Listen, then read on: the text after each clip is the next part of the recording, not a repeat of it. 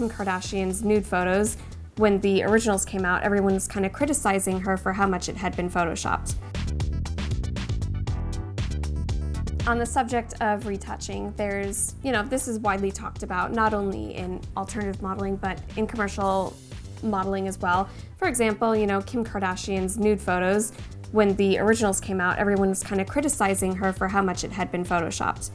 Yet, this is not a big deal. This is what we do with photos. This has been a big part of the industry, no matter, where you come from. I think what you need to know is how much the photographer is going to Photoshop. If that's something that you're not comfortable with, that's something you need to discuss beforehand. But also you kind of need to look at their work before you're going to engage in a working relationship with them and just kind of see how much they Photoshop. I've had instances where I have been way over Photoshopped, where I wasn't even recognized anymore and I couldn't even use the photos because it didn't look like me. So in that case, I've never really gone to a photographer and mentioned anything about their photoshopping skills.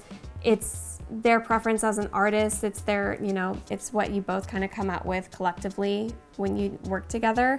I've just never bothered to say anything. If anything, I didn't like it, I just wouldn't post the photos. I've never been bothered enough to go to a photographer and say, wait, you photoshopped way too much, or you need to Photoshop this, or anything like that. It's never really bothered me, but if it does bother you, you might want to just say something, but make sure it's also in a kind of sensitive and impassionate way.